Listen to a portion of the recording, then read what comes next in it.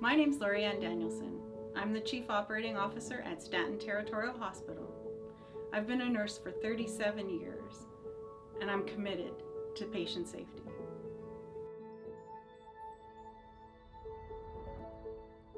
Every year, Canadians come together for Canadian Patient Safety Week, a national campaign focused on making healthcare safer for everyone. Whether it's in a hospital, at a clinic, or even at home, patient safety matters. And during this week, we take time to talk about it, learn from each other, and work toward better, safer care. The goals of the Canadian Patient Safety Week are to raise awareness about patient safety, encourage open communication between patients, families, and healthcare providers, and lastly, to make sure that everyone, no matter who they are, feels safe and heard when receiving care.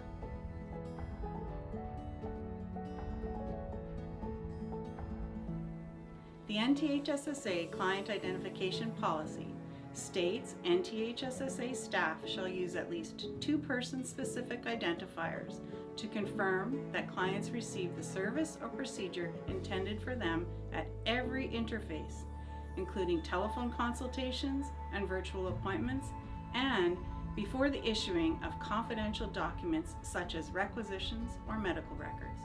How can I help you? I need to see a doctor. Okay, are you able to provide me with your full name, your date of birth, and your healthcare number? Jane Smith, December 25th, 1990. Here's my health card. Thank you, Jane.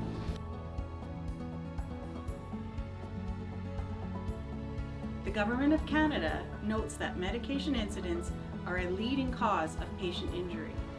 Accreditation Canada notes discrepancies with medications can result in medication errors that are harmful to the client, including unplanned clinical encounters and related costs to the healthcare system.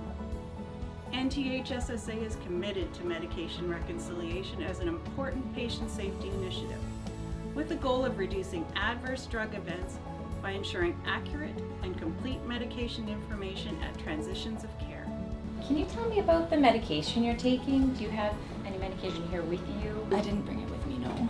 Okay, do you recall what medication you're on? Not the names, but it's a water pill and something for your sugar. yeah. We can work on finding more about that with the pharmacy and our health record. Do you take anything over the counter or something from the drugstore? I take Tylenol and vitamin C regularly. Okay. Any supplements or traditional medicine?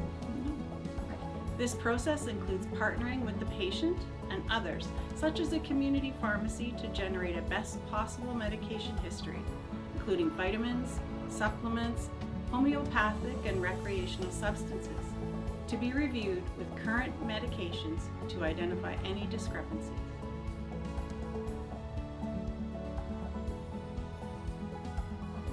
Accreditation Canada notes that when performed correctly and consistently, hand hygiene can significantly reduce the risk of transmission of infections and enhance client and workforce safety. The NTHSSA's policy on hand hygiene notes that effective hand hygiene is the most important practice in preventing the transmission of microorganisms in healthcare. With the goal of reducing healthcare-associated infections by improving the hand hygiene practices of all healthcare workers, the NTHSSA policy defines 4 key moments of hand hygiene. Before contact with the patient or patient's environment, before a clean or sterile procedure, after exposure or risk of exposure to blood or body fluids, after contact with the patient or patient's environment, including removing gloves, leaving a patient's room, and after handling patient care equipment.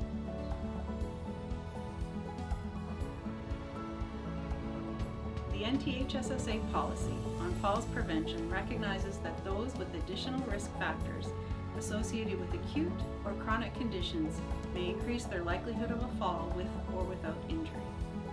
The NTHSSA falls prevention policy also notes that falls prevention strategies will be implemented across the continuum of health services. Okay, so do you need to go to the washroom? No. Do you have any pain or discomfort? No. Is there anything you need before I go? Can you just move my table a little closer to me? Sure, yes. I'm just gonna lower your bed to the lowest setting.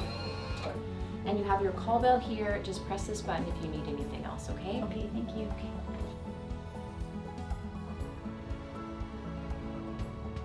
Accreditation Canada's required organizational practice and NTHSSA's policies and procedures note that effective communication is the accurate and timely exchange of information that minimizes misunderstanding. Clients and families need information to prepare for and improve care transitions, including written information or instructions, action plans, goals, signs or symptoms of declining health status, and contact information for the team. So the physician's actually written a discharge order. That means you're free to go. I'm glad you're feeling better.